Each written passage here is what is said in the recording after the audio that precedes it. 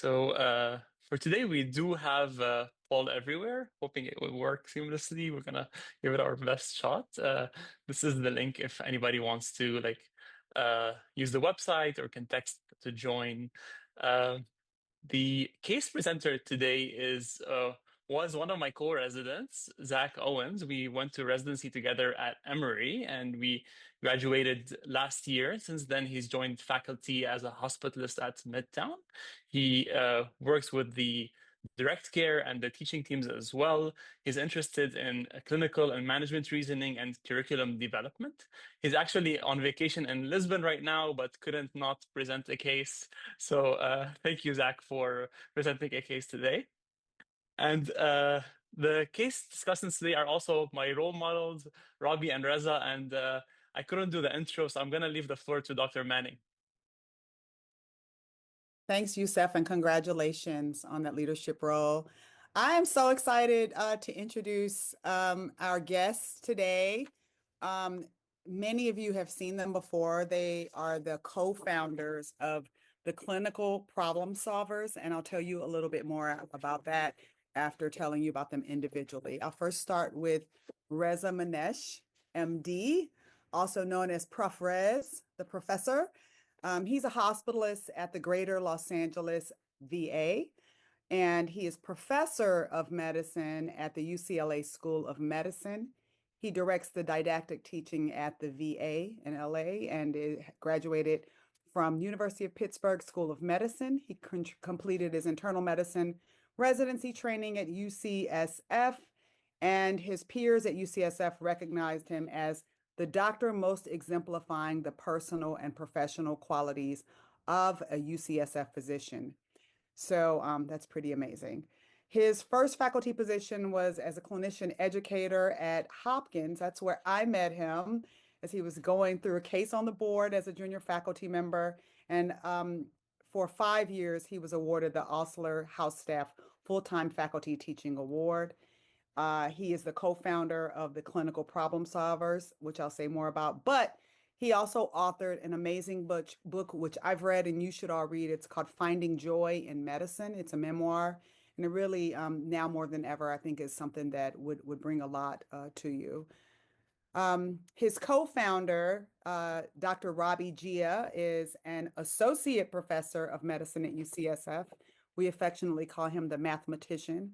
He is based at the San Francisco VA Medical Center, and he's the director for education in the emergency department, overseeing education of psychiatry, emergency medicine, and internal medicine residents there.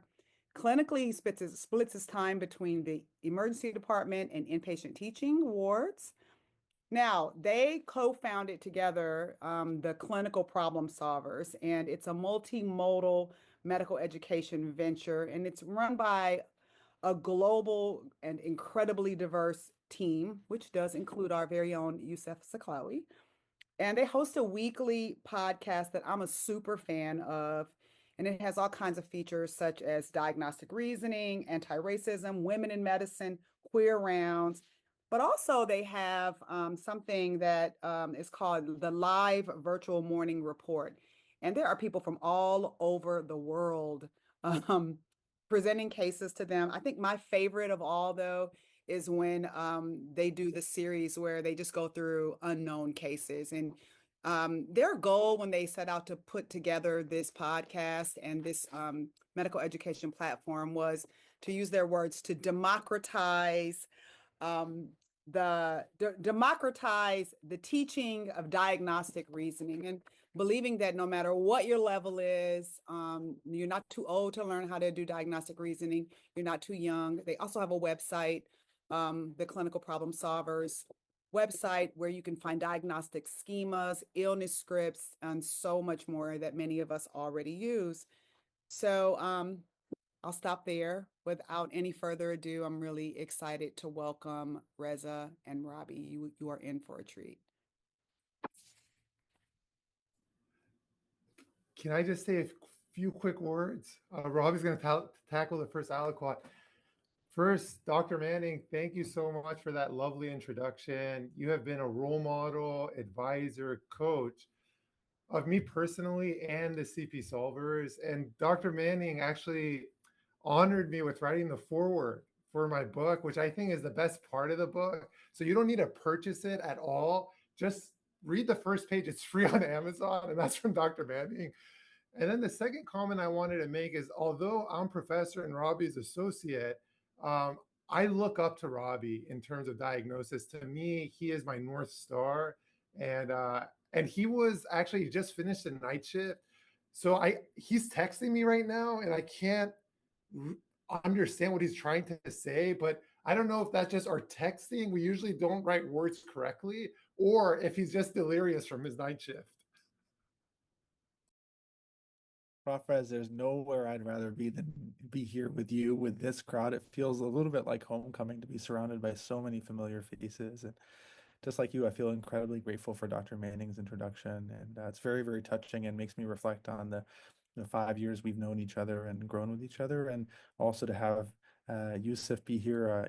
For all of you to know, Yusuf is not just a team member of the CP Solvers, he's one of our co-directors of internal operations. And essentially his job is to keep Reza and I underemployed in the next few years. So he'll be taking our jobs very, very shortly. And the only thing I'll say about Prof. Reza is I can't wait to be a full professor where I can get rid of that suit and put on those golf clothes and be as relaxed as he is. Really looking forward to that, Prof. Rez. All right, I'll stop talking now. Thank you both. Thank you so much. Zach has many aliquots for us today. We're gonna start with pathology only, and then we'll wait for your analysis. But that's of course is like April Fools. So Zach, you can start whenever you're ready. All right, sounds good. Thank you guys for the introductions. Let me get my slides pulled up here.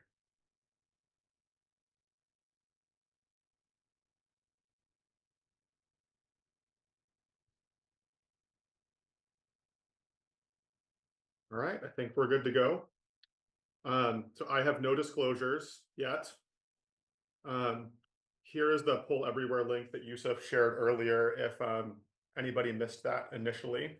It'll be posted throughout the presentation as well if anybody needs some more time to get that. And so let's get started with the case presentation. So the chief complaint is going to be a 66-year-old female who is presenting with a painful pruritic rash that has progressively worsened over the past 10 days. And like anyone does when they're admitting a patient with a rash, the first thing you do is go to the media tab, and you see that these were actually uploaded by the patient 1 week ago. And so that's the end of the first aliquot. I'm happy to go back to the picture if you guys want to take another look, but would love to hear y'all's thoughts. Yeah, wow, what a wonderful start. Maybe you can go back to that prior picture, Zach. And I just want to say while we're being recorded that we're very, very grateful to you presenting this case while on vacation. I think it goes to show how you think about medicine and the fact that the amount of joy that you derive from it. So thank you for sharing your time with us. I think I'll pass the mic to Prof. Rez to share his reflections, but I'll tell you that anytime that you're trying to get to the bottom of a rash, you're really asking yourself, is this the tip of the iceberg or is this a primary dermatological issue? And in the vast majority of instances, I'd say over 90% of the rashes I see, it becomes quickly apparent that this disease is limited to the skin. And so it really becomes a question of what process is affecting the skin. But just from the fact that you're sharing pictures that involve the right foot and the right hand tells you that the situation may be a little bit different. So how can I try to conceptualize to you all the fundamental difference between a systemic disease featuring the skin versus a primary dermatological issue? It's just to impart the importance of trying to get a three-dimensional view of any rash. The first dimension is how widespread it is. And here, unfortunately, it seems to be widespread. The second dimension is not how widespread it is across the body, but how deep inside does it go into the body. And of course, a visual analysis of that with ulcerations and purpura can be a clue to the presence of depth. But here, the symptom of pain is an alarming symptom that suggests that the rash might be deep. And then finally, the third dimension isn't just how widespread it is horizontally or vertically, but how widespread is it over time? How quickly does it progress? And so if I tell you a story of a widespread rash that is ulcerating that begins over the course of a few hours, you know to panic. And everything else is, of course, a zone between those two. In the vast majority of instances, we have a localized, non-deep rash that is not spreading. This is not that. This is widespread by the evidence of the pictures.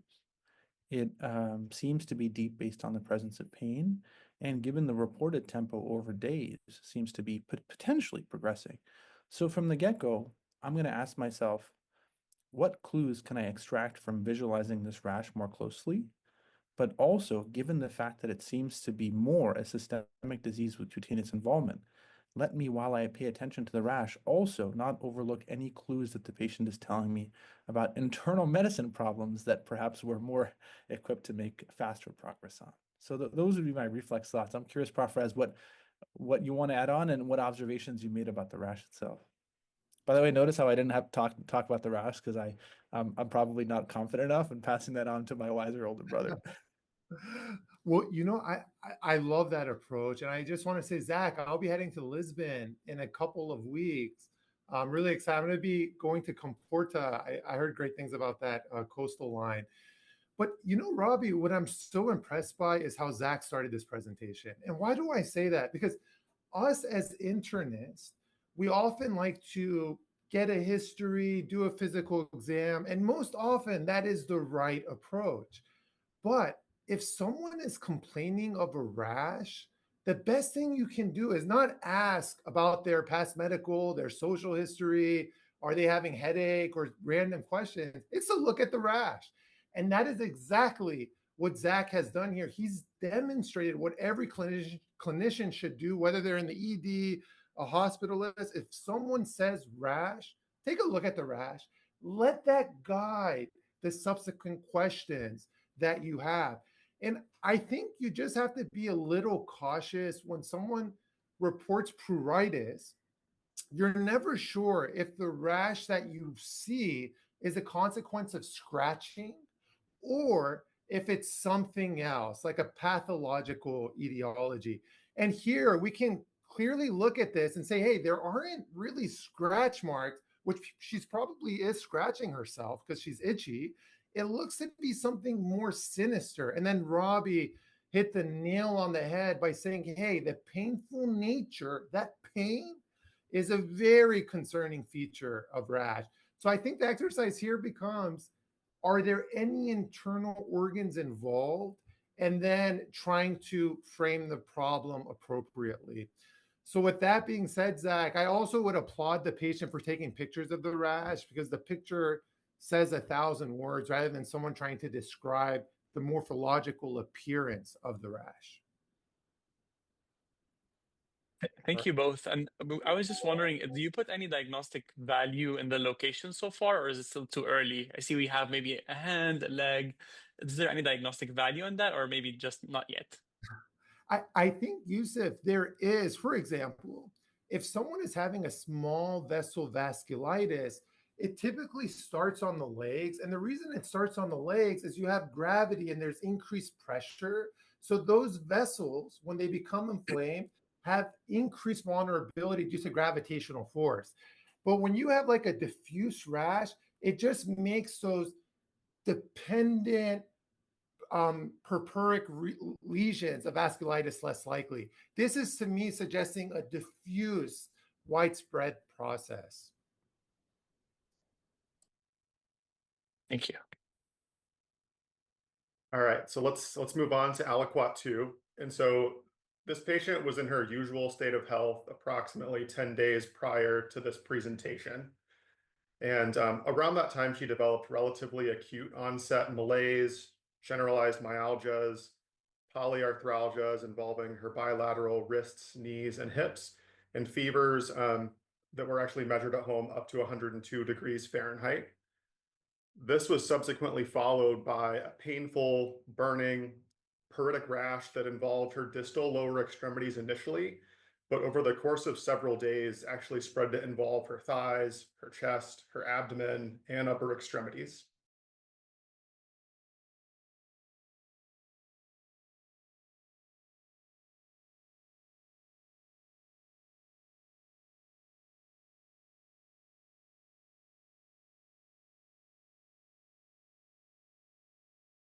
prednisone, and a dermatology referral.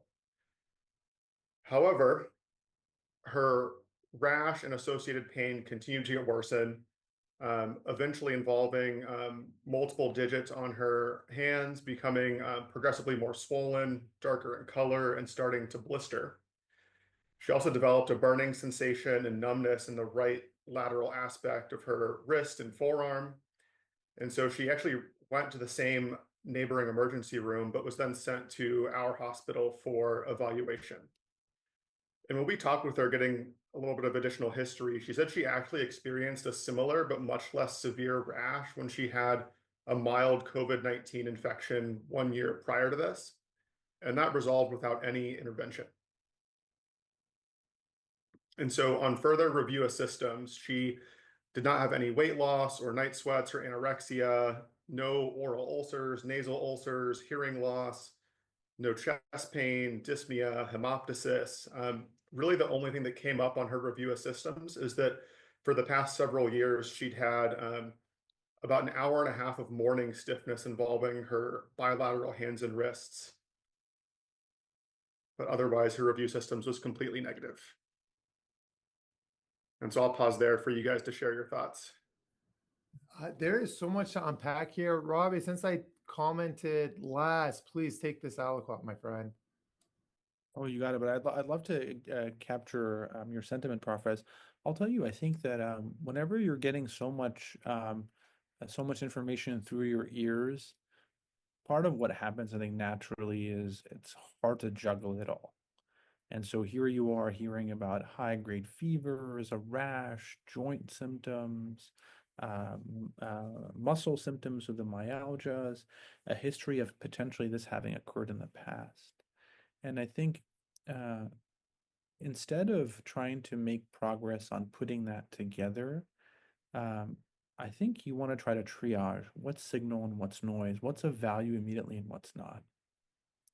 And it's really beautiful what happens with more and more training, which is that all of us are hearing the same thing from the patient. But while we're listening to the patient, we're often also simultaneously examining them. So if I look down while the patient's telling me the story and I see a necrotic finger, I doubt I'm going to use the muscle symptoms and even potentially the fevers or really anything else and start to really ask myself, wow, this is necrotic. Is this an aggressive infection or is this a vascular process? So authentically, all that my mind is doing right now is I now have realized that this is serious. This is a systemic raging disease that seems to be acute, bordering on subacute, with a hint of previous vulnerability triggered by a mild infection. And that's all I'm coding this. And all I'm interested in now is that's what my ears have told me. And I'm really curious what my eyes tell me. And the things I'm paying attention to is how much acute distress is this person in? Is the rash appear necrotic? Are the muscles weak or are they just in pain? Are the joints inflamed or do they just hurt? So on and so forth.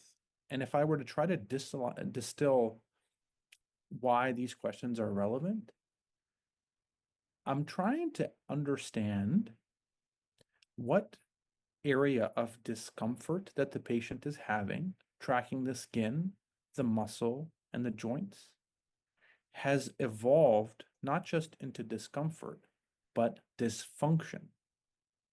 Meaning, are the muscles no longer working because they're weak? Are the joints no longer well lubricated and swollen? And is the skin no longer serving as a good barrier for infection because it's necrotic? And I wouldn't proceed any more than trying to know of these three things, what has lost its function. And if we find that the patient has a necrotic rash with no muscle weakness and no joint stiffness, the rash becomes the center of attention. But if we find that the rash is not necrotic and the patient has proximal muscle weakness, then the muscles take center stage, so on and so forth. So I think now it's time for our eyes to tell us where, use the patient's very rich history to guide us where to look and to ask, has there been loss of function where the patient is really uncomfortable? Any other thoughts, Prof. Rez, you want to sprinkle in? Nada.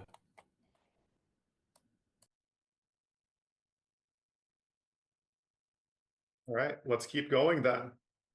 So just for some additional history for the patient, in terms of past medical history and medications, she has hypertension, for which she takes losartan, hyperlipidemia, for which she takes rosuvastatin, non-obstructive coronary artery disease, for which she takes a baby aspirin, asthma, for which she's on montelukast, cetirizine, and budesonide formoterol inhaler. She also has a BMI of 36 and metabolic associated steatotic liver disease, and has bilateral hip osteoarthritis, for which she takes Tylenol as needed. For her surgical history, she had bilateral hip replacement in 2008 and 2010, and has a remote history of a hysterectomy. In terms of family history, she has two maternal grandparents that both have rheumatoid arthritis, and a father with atrial fibrillation. Her mom had coronary disease with a CABG at a relatively early age, and has a grandchild with juvenile rheumatoid arthritis. For her social history, she's originally from South Africa, but has lived in a rural town in northern Georgia in the US for over 30 years. She has a doctoral degree and works as a counselor, drinks socially, but otherwise does not use any tobacco or recreational drugs, does not have any significant international or domestic travel, and doesn't have any household pet or other livestock exposure. And so jumping into her physical exam, her vitals were relatively stable. The only thing abnormal was her blood pressure was elevated at 158/72. And then for her physical exam, she was not in any acute distress. She was sitting in bed, but periodically grimacing in pain. Her cardiac exam, her rate and rhythm were both regular. She did not have any murmurs or extra heart sounds, and her lungs were clear bilaterally. And for her neurologic exam, it was relatively normal. Really, the only positive finding is that she had diminished sensation to light touch across the lateral aspect of her right forearm, hand, and fourth and fifth digits. And for her MSK exam, she had no evidence of synovitis or joint effusions. Her range of motion in all of her joints was normal, except in her hands, where some edema limited our assessment there. She also had no cervical, axillary, or inguinal lymphadenopathy and no palpable organomegaly. And so other than her skin exam, which I'll show you guys next, the remainder of the exam was normal. And so this was her skin exam on presentation. And I'll go ahead and just share with you guys the dermatologic impression of the exam as well. So you can see some of the terminology that they used. And so the way our dermatology colleagues described her exam is that she had pinpoint petechiae and purpuric macules across her ears and nose, which are not pictured.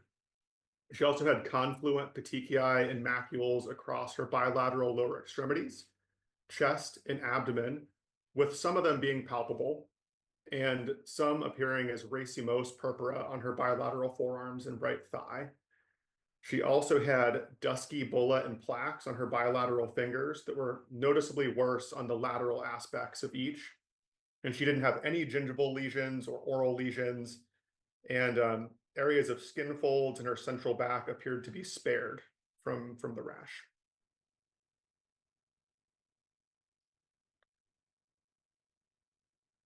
And so that is the end of that aliquot. Awesome. Zach, do you mind if you go back to the past medical, and then we'll just advance the slides? And Rabih, I'm definitely going to need your assistance here. I think, it's interesting when you look at the past medical history, the social history, etc. It's important not to anchor on those and just track that, because the mistake here would be like, oh, because of the geographic travel, we must prioritize an infection that's endemic to that area. That would be a mistake. Something that grabbed my attention here is just the bilateral total hip arthroplasty. It's just interesting. Like, she's quite young, not to say it can't happen and she can't have advanced OA, but it just makes me wonder if there's some kind of vulnerability in that joint space and if that was a clue for what was to follow with her presentation today. Next slide.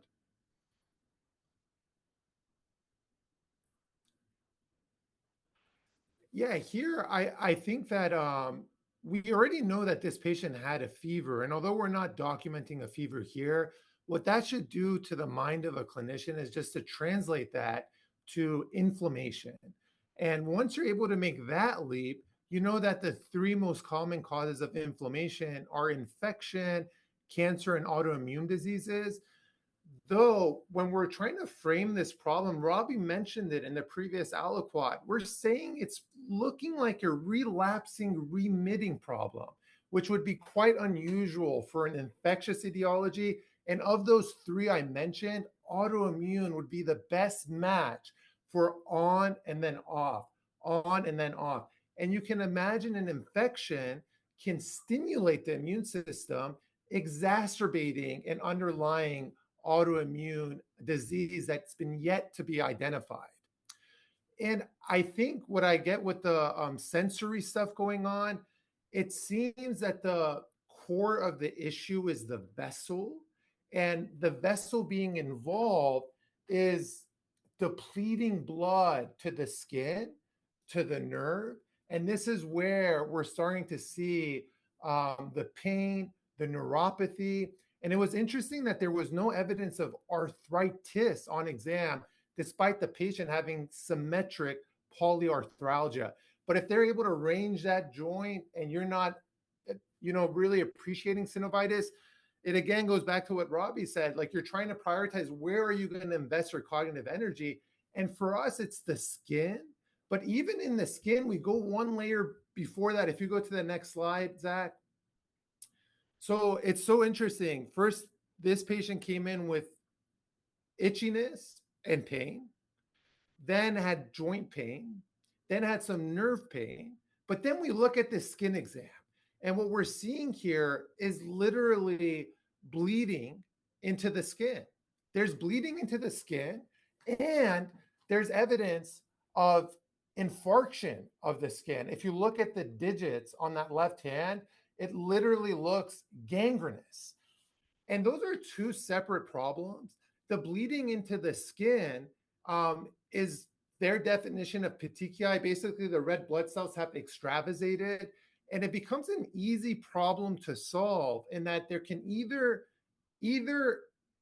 be an issue with coagulation. So you're going to want to look at the patient's PT, PTT. You're going to want to look at the platelet count. But the fact that they said palpable really changes our approach to this. And you might ask the question, how in the heck can you know if a rash is palpable or not? You can put gloves on, close your eyes, and see if you can feel the contour of the lesion. If you can, then that's palpable, because palpable then gets translated to leukocytoclastic vasculitis. And if we go back to Yusuf's question, he said, does the location of the rash help? Well, this started in the leg. And as I mentioned, if the vessels are affected, gravity is another hit. And that might be why the petechiae actually started in the legs.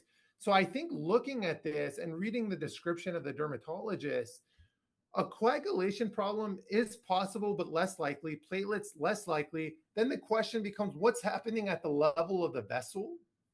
Is it injured or is it inflamed?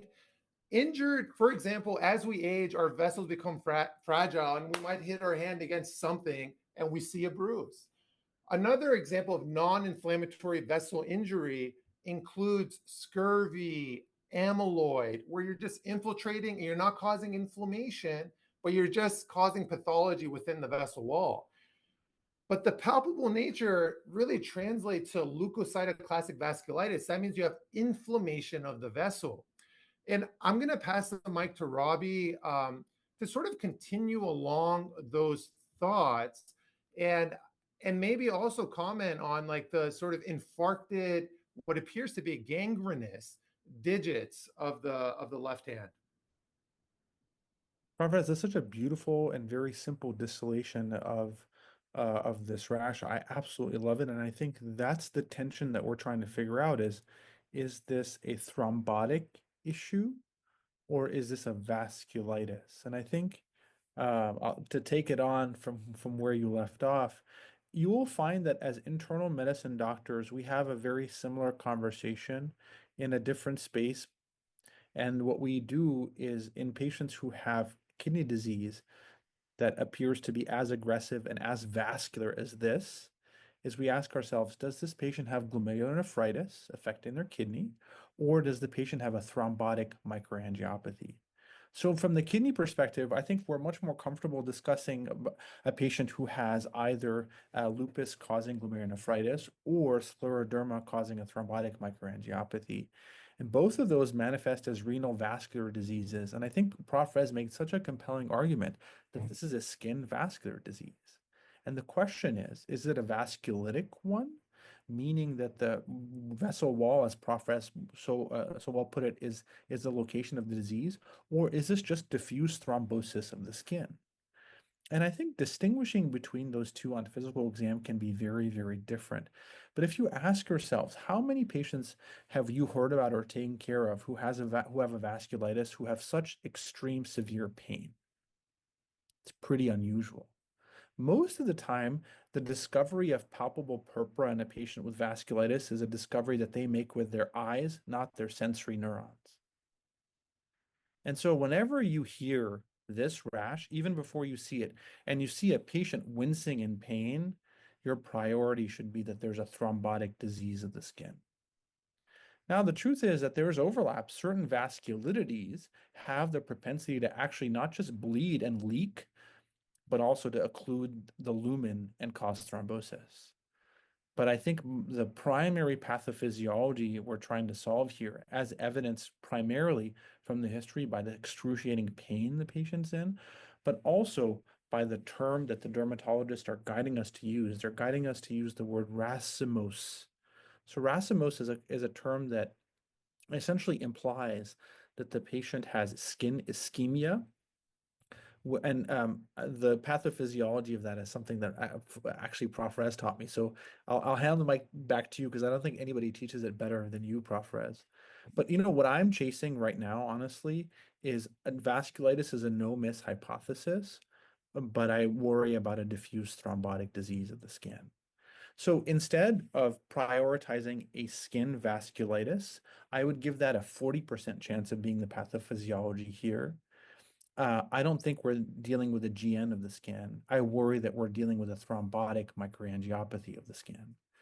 And that distinction is going to be very, very important, no different than the distinction of glomerulonephritis versus TMA of the kidney.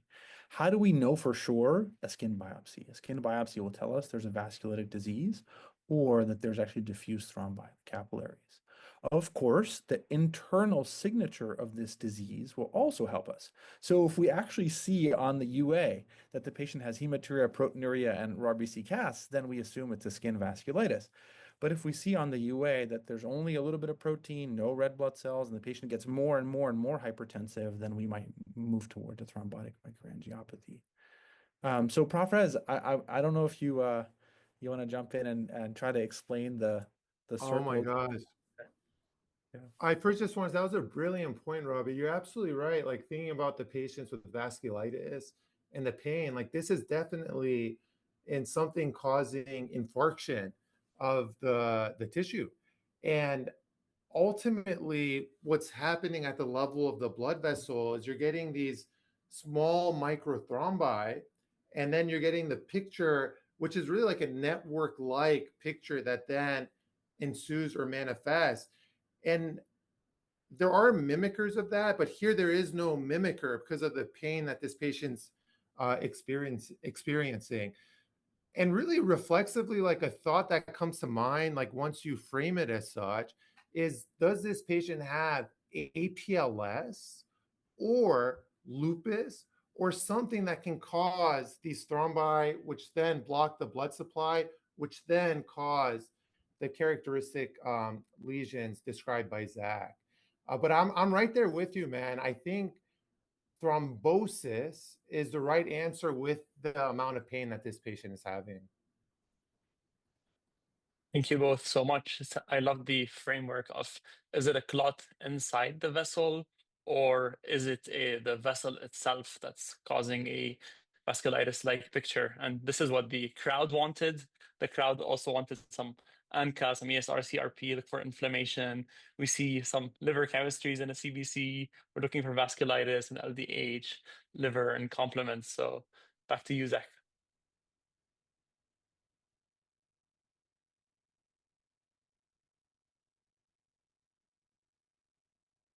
All right, let's keep going. Yeah, such a great discussion. So the next aliquot will have a lot more clinical data in it. So I'll run through the highlights of all these labs because I know it's a lot to see here on one screen. But the patient's basic metabolic panel was normal. So creatinine was normal.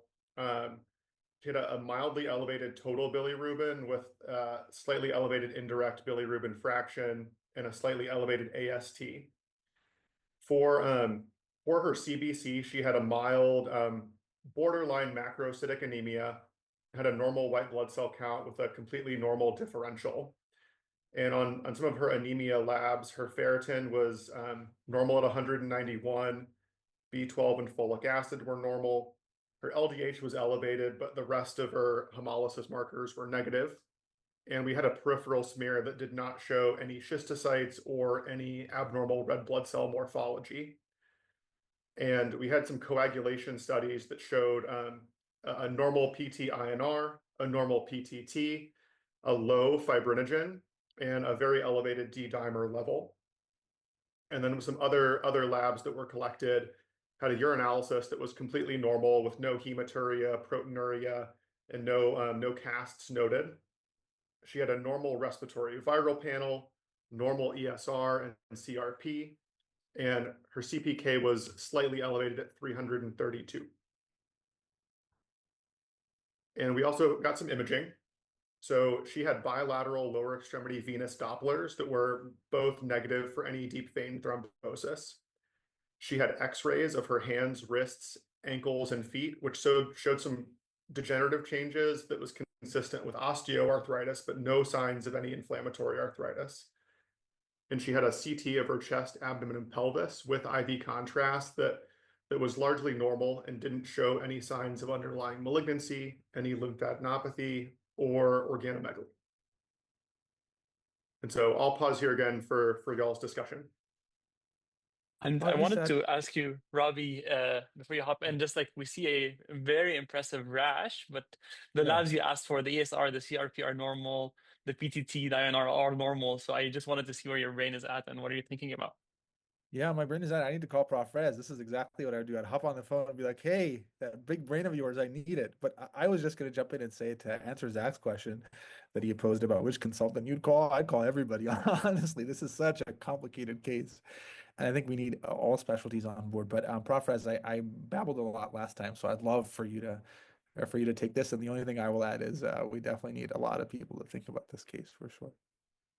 Absolutely. And I think the labs just sort of confirm everything that we were thinking up to this point. And, we were saying, could this be inflammation of the vessel? You look for other signs of vasculitis, and Rabih mentioned something like glomerular nephritis. The creatinine is normal. That doesn't exclude the possibility, but the lack of proteinuria lessens, if not excludes, the possibility of a ongoing GN. Then you look at the hemoglobin and the LDH, and you're like, and the indirect bili and the AST being up, and you're like, is this patient having hemolysis? But then you look at the haptoglobin, you're like, no, that's one of the most sensitive markers for hemolysis. So the patient's not having hemolysis. What's happening here is you are having tissue infarction. And when you have tissue infarction, you would actually expect an elevated indirect bili, a high LDH, and with the muscle turnover and infarction, a high CK. The D-dimer being high and the fibrinogen being low is exactly what unfolds when you're having microvascular thrombi. The most prototypical example is DIC. And in DIC, what we see is a high D-dimer, a low fibrinogen, because of what's occurring at the microvascular level. when I was at Hopkins, we had a patient with indirect bilirubin that was elevated, and AST was elevated, and we kept looking for hemolysis, but the haptoglobin was normal. We couldn't find it. And then finally, we actually examined the patient's skin, and they had a whopping bruise. And that bruise itself was explanatory of what was causing the high indirect bilirubin and the high AST. So to summarize here, and yes, the lack of inflammation is also very helpful, because how many inflammatory vascular conditions can you think of that don't show an ounce of inflammation? And inflammation can take on many different forms, from an elevated ferritin to a high ESR CRP to a low albumin to a high white count. So I think that in itself is another very strong signal that something's happening within the lumen of the vessel. And I actually looked at the PTT here because I was like, can this be APLS? And often the clue is a high PTT, despite that being a hypercoagulable condition. It's just the antiphospholipids interfere with the assay, causing a an actual PTT, but pseudo, that the patient's not at risk of bleeding. So all that is to say that there is infarction going on. There's no evidence of inflammation, and there is evidence of microvascular clots happening within the lumen of the blood vessels. But Rabih, anything to add? Maybe you can comment on this in the next slide. I think that your ability to literally teach us, visualize what's happening is just amazing. And I think that you're right. Like, you now have robust evidence that there's microocclusion. And I think the question with this imaging is this a disease that's limited to the skin, or is there an underlying visceral clue? And I think this is the beauty about the power of proportionality. And I really appreciate Zach putting everything that's even mildly abnormal in red. There's nothing in red here at all. And so the holistic analysis, if you go back to that previous slide, Zach, to layer on to Prof. Red's thoughts, is, yeah, sure, you put some things in red, but the CPK is barely elevated, the LDH is barely elevated, and the bili is barely elevated, the AST is barely elevated. Compare that to the skin. So, Prof. Rez, I think we can probably take the leap of faith here and saying that the skin is markedly disproportionately affected by this disease process. And the D-dimer and fibrinogen just reinforce how vascular the disease is, rather than telling us there's something else going on. So I think if this were a diffuse renal thrombotic disease without neurological features, we would probably say, uh-oh, is this HUS? If this were a diffuse neurologic thrombotic disease without renal manifestations, we would probably say, uh-oh, is this TTP? So I think the core question is, what kinds of thrombotic microangiopathies are prioritized when there is disproportionate skin involvement? And for me, they come down to two fundamental things. As you said earlier on and re-emphasized now, is this antiphospholipid antibody syndrome? Or is this a set of diseases unified by their propensity to precipitate in the cold, which is what singles out the skin in this situation, because the skin is the coldest organ we have. So cold-induced diseases like cryoglobulinemia, cryofibrinogenemia, and cold agglutinin diseases. So if you really want to proceed with tremendous momentum in this case, I think APLS serologies are probably going to be paramount. And then there's complex ways to test and get clues for cryoglobulinemia and cryofibrinogenemia.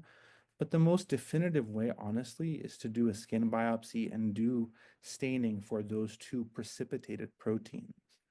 So for me, Yusuf, I think the most important consultant here is the dermatologist, because the tools that they have are beyond the cerebral things that infectious diseases and ourselves can offer. They're the people who can, I think, obtain the key diagnostic information in this case, which is the skin biopsy. And to really say, is this bland thrombus, which would make me really worried about APLS? Or is this not bland thrombus, but actually protein-filled debris?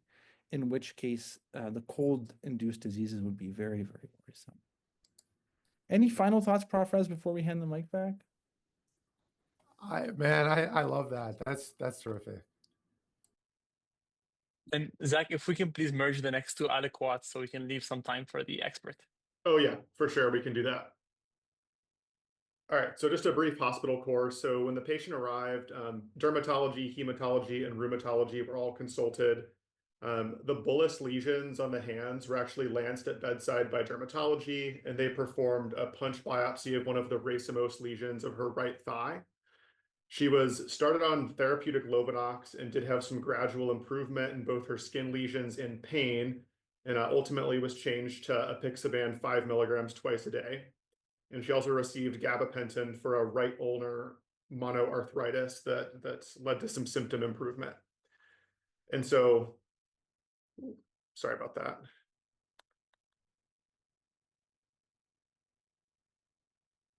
And so the results of the punch biopsy showed that she had microthrombi affecting the dermal vascular channels with some associated extravasated erythrocytes and epidermal necrosis. There was a mixed inflammatory infiltrate, but there was no well-developed vasculitis. The direct immunofluorescence staining showed some staining with IgM, IgA, C3, and fibrin. And our pathologist said this was consistent with a thrombotic vasculopathy. Unfortunately, there was no staining done for any cryoglobulins or cryofibrinogens or anything like that. And so just some additional data that we got after the biopsy came back is a host of infectious serologies, such as HIV, hepatitis C, hepatitis B, syphilis, and blood cultures all came back negative. She did have a positive ANA with a titer of 1 to 640 with a speckled pattern. However, complements were negative, an ENA panel and double-stranded DNA were negative, ANCA by immunofluorescence was negative, a rheumatoid factor was low positive at 34, and CCP antibodies, myositis panel, and cryoglobulins were negative when repeated twice. And we had an antiphospholipid panel that showed a weakly positive anticardiolipin antibody with otherwise normal lupus anticoagulant and beta-2 glycoprotein. And this panel also identified a non-phospholipid dependent factor inhibitor. And we'll also add here that this test was repeated 12 weeks after discharge and was normal at that time. She also had kappa lambda that were slightly elevated but with a normal ratio, an SPEP and a UPEP with immunofixation that showed polyclonal immunoglobulins, but no paraprotein. And we had this thing called a MOCA panel, a markers of coagulation and hemostasis activation profile that identified active conversion to fibrinogen into fibrin, as well as fibrinolysis, which indicates generalized activation of the coagulation system and likely a hypercoagulable state. And so that is all the information. So the next slide will reveal the final diagnostic test and the subsequent diagnosis.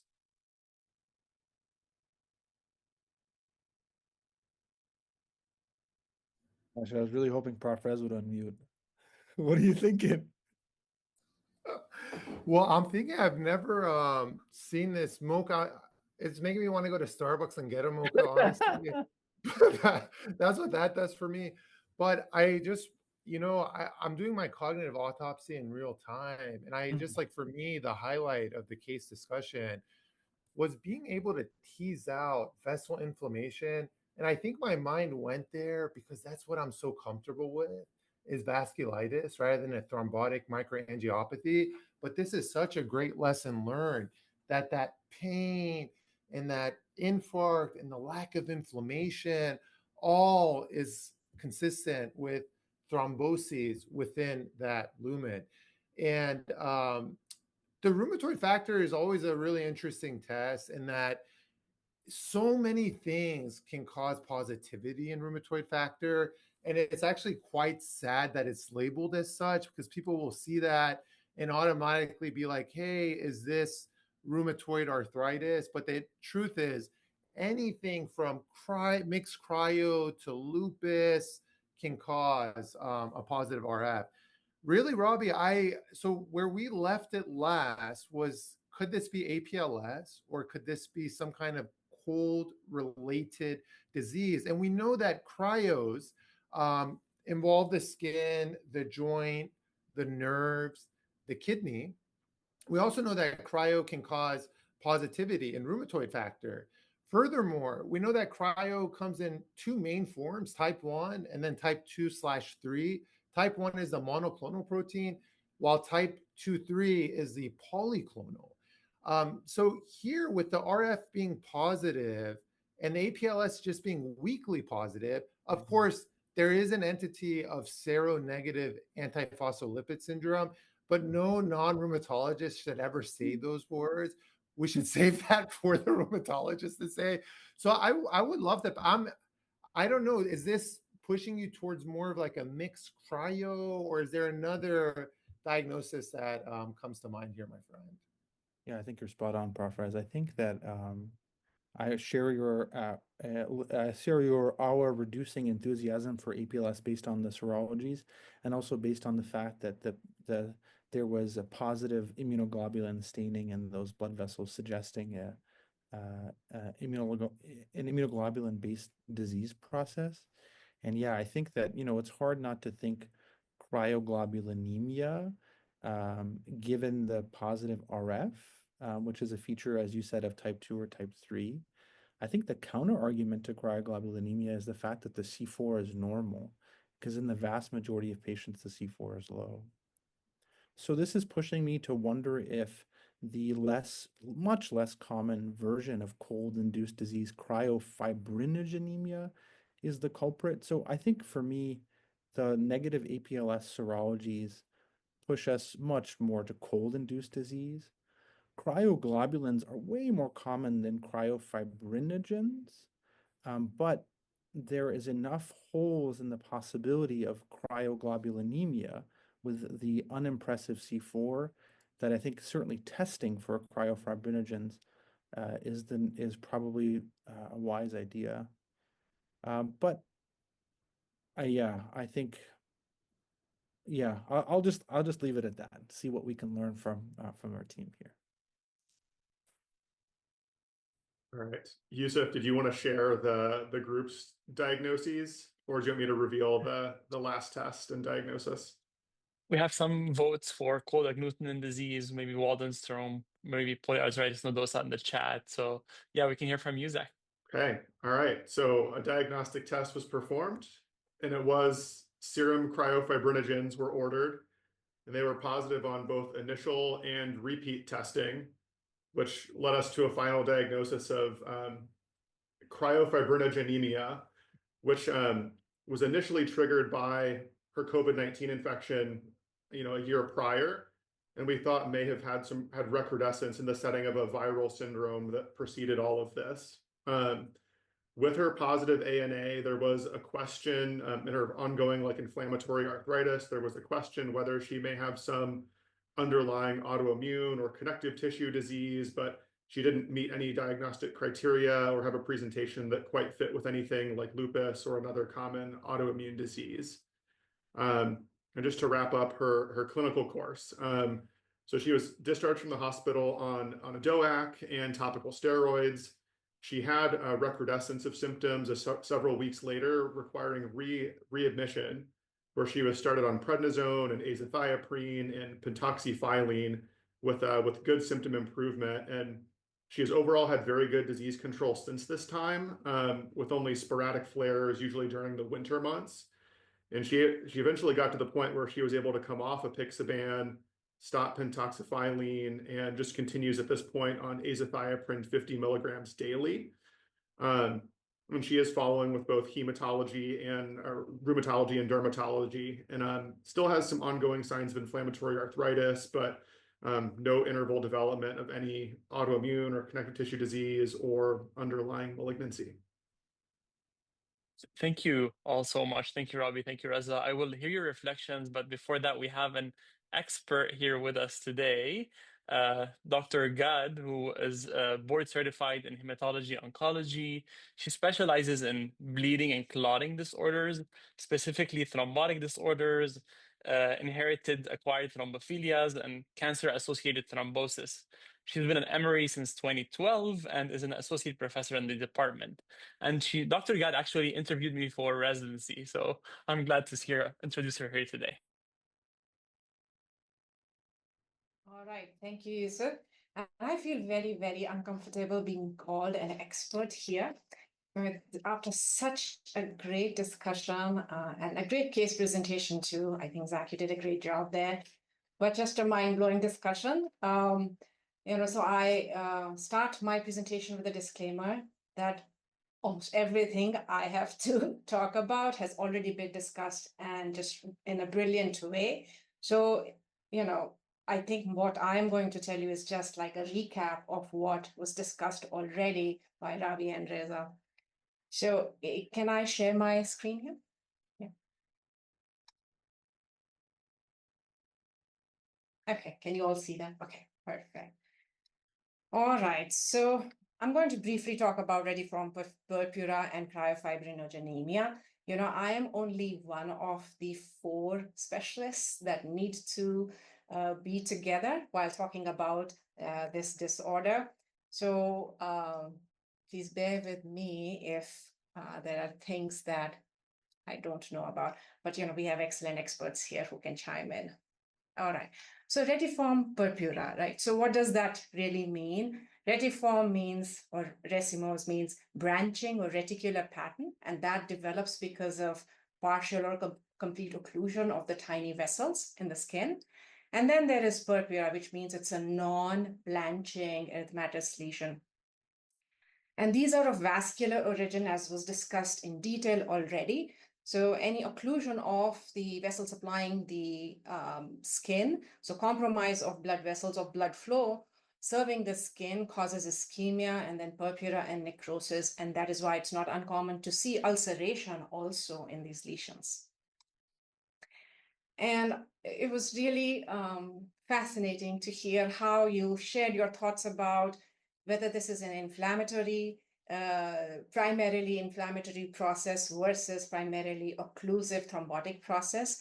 And really, when you're thinking about retiform purpura, that's how you're thinking. Is it vessel wall damage, meaning mainly inflammatory, versus an occlusion of the lumen, which is leading to the compromised blood flow? So the differential that you start with is pretty broad, right? And this was, again, discussed in detail. I can't just help saying that again and again, that was already discussed. But really, kind of branching out initially and going through this wide list of differentials with that branching point is helpful. When you look at the skin directly, people say, and maybe these are the people who have looked at a lot of these rashes, if there is, 2/3 necrosis, 1/3 inflammation around it versus 2/3 inflammation and just 1/3 necrosis in the center, that gives you an idea of whether you're thinking about inflammatory versus occlusive disorders. I personally don't know how much of that is true, but just a kind of a clue when you start when you're forming your approach to which direction you're going to go. So differentials are wide. All this to say, when you're looking at this, you're kind of thinking about everything in the background. So a very good history and physical, look at routine labs, and then kind of forming your narrowing down your differentials is important in such cases. And this was beautifully done already in the discussion today. One thing I kind of want to bring up here is location of the clot. And you'd also mentioned this a few times, right? So when we're thinking about cryoprecipitates, cold-induced injuries, then we're looking at the peripheral sites where the temperature tends to be lower, like the digits, like the feet, like the buttock area or the nose and the ears, all of that, as opposed to other disorders where the predilection may be for lower extremities because of gravity, when you're thinking about vessel wall induced things, or abdominal area when you're thinking about heparin-induced necrosis and thrombotic process that ensues afterwards with a heparin-induced thrombocytopenia. Moving on. So, the whole discussion was great. I want to just briefly talk about cryofibrinogenemia, focus in on the diagnosis that this patient had. And I had the opportunity of being a part of the team that took care of that patient. So cryofibrinogenemia was first described in 1955, right? So these are fibrinogen-like proteins that precipitate in cold. And the composition is mainly fibrinogen, fibrin, fibronectin, factor VIII. These are all parts of our clotting and clotting system. And that is why a distinctive feature between cryofibrinogenemia versus cryoglobulinemia is that cryofibrinogenemia, you will see cryoprecipitate only in plasma, not in serum, because in serum, as you know, the clot is already extracted, right? So when you're testing for cryofibrinogenemia, you've got to take a sample in anticoagulant-laced vial. There is quite a lot of overlap between cryofibrinogenemia and cryoglobulinemia. Cryoglobulinemia is more common, but often will have, cryofibrinogen also associated with it. But we're, kind of looking at different disease processes in that case. As was touched upon already, you're looking at the complement levels in that case, the hepatitis serology in that case, which in our patient was negative. Then within this rare disorder, primary cryofibrinogenemia is even more rare. So most of the times there is a secondary cause, like an autoimmune disorder, malignancy, solid cancer, or primary hematologic malignancies, and then infections, of course. So what exactly happens? It's not very clear, but we believe there is some impaired fibrinolysis that is involved. What triggers that is unclear. Even when we talk about infections, are these infections actually causing an immune response, which then causes impaired fibrinolysis? Possibly, right? But that is what we see. And this is suggested by elevated levels of some protease inhibitors, which are involved in inhibiting fibrinolysis. And then there's also some vasospasm that can develop, vascular stasis, hyperviscosity. I have to say, there is some degree of inflammation that is also seen in these primarily occlusive disorders. All right, so how do we establish a diagnosis? You start with suggestive clinical signs, look at the laboratory presence of detection of cryofibrinogen, which has to be, it's a very sensitive test. The sample has to be drawn at room temperature, and the centrifugation has to be done right before. Then you expose the sample to cold, detect the cryoprecipitate, make sure it dissolves again when you rewarm it, and then it is detected again when you drop the temperature again.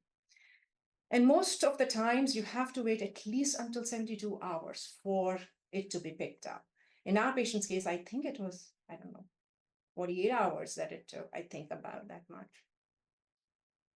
And then skin biopsy, right? Tissue is the issue. So skin biopsy is where you will see the thrombotic occlusion of the vessel. Again, there may be some inflammation that can occur either prior or after a clot having developed.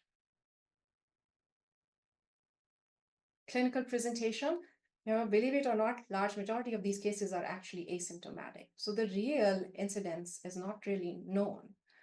But when they do have symptoms, cold sensitivity, purpura, liver reticularis, Raynaud's, ulceration, gangrene, ischemic necrosis is there. And skin is the most common target organ that is involved in cryofibrinogenemia. You can also see arthralgias or macrothrombosis. And there's predilection for distal extremities, as I touched upon already. This is my last slide. Treatment, I can sum it up in one slide because there isn't a lot of data. This is a rare disorder. Most of what we understand is from case reports, case series at most. So the most important thing is avoid cold. Wound care. A lot of downstream poor outcomes are actually related to the skin lesions getting infected and that causing septicemia and poor outcomes. So wound care is absolutely important here. Then treatment of underlying cause of secondary cryofibrinogenemia. Okay? We can also use other agents like steroids, anticoagulants. In this case, they really worked well for our patient, which was good. In the past, there was a concern whether heparin is the right anticoagulant in these cases or not, because heparin binds to fibrinogen and the cryoprecipitates. But perhaps that's more of an in vitro thing rather than in vivo. In our case, the response was actually pretty remarkable. And then gradually we were able to get her off of anticoagulation. Steroids helped calm down the inflammation. As I said, there definitely is some immune component that's helped by steroids. Everything else that's listed here, it's case by case basis. You decide whether you need any of these or not. In our patient, we ended up using azathioprine. Also, the dermatology colleagues started that, and that helped the patient with the symptoms. So that's all I have for you. And thank you again for having me. Thank you so much for joining us, Dr. Gaddh. If anybody has any questions, feel free to put them in the chat. One of them is, have you seen it after COVID? And it sounds like this case itself was seen after COVID, so potentially. Yeah, because in COVID, there's a lot of work that was done looking at the fibrinolysis pathway, which tends to get inhibited in COVID. Is our understanding. There's so much unknown still about COVID. So, and this particular case, yes, the first time the patient had symptoms was after COVID. So we believe it was driven by COVID-19.